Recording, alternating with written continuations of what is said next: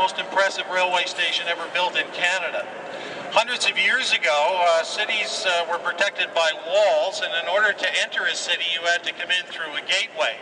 In more modern times, without the need for walls to protect us, the gateways to cities have become their transportation terminals.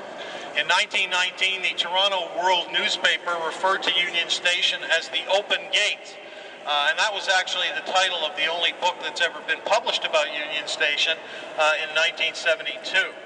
There was also a religious overtone to the grand railway stations reflected in some of the architectural elements that I'm going to be talking about today. Newspapers referred to railway stations as temples of transportation and cathedrals of steam.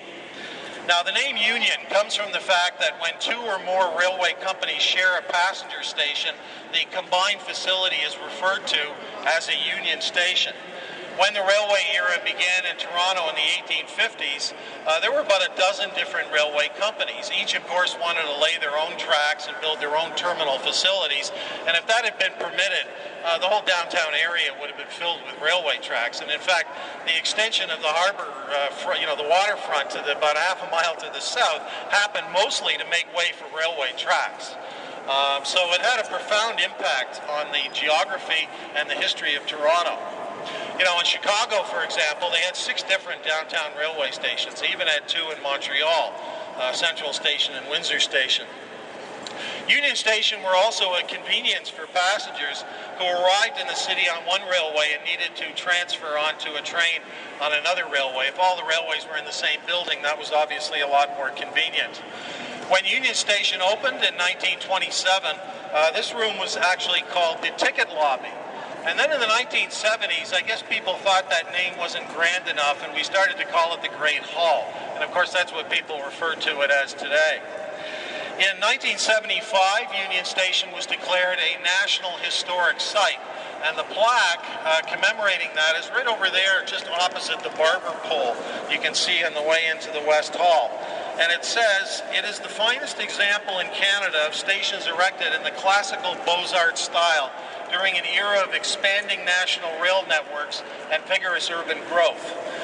The Beaux-Arts style was an architectural style established in Paris, France in the 19th century, and the style was considered classical because it was influenced by the architecture of Imperial Rome and used large-scale classical detailing in a monumental space to provide a sense of drama when you experienced a Beaux-Arts structure.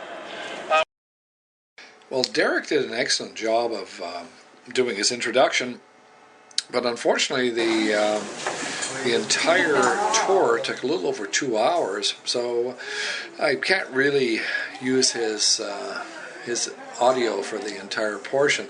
Let's just say that his behind-the-scene tour takes you places where you would never go. For instance, what you just saw there was the corridors of Union Station that surround the building on 3 sides. And here we see some places that will be given back to GO shortly to the Government of Ontario Transit Authority, and at that point they will never be allowed in the public domain. So we had an incredible opportunity to see how the other people lived, including what their washrooms looked like.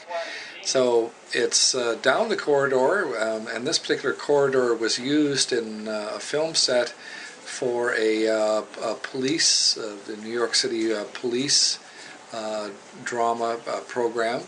And then this is the glass floor and glass walls that are on the west side of the of Union Station.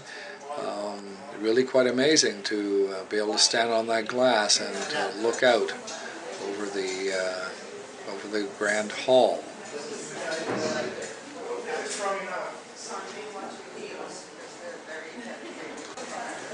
Now, this is really interesting. I didn't realize that GO, the Government of Ontario, owns the tracks for Union Station, and because of that, they are forbidden anyone to take photographs.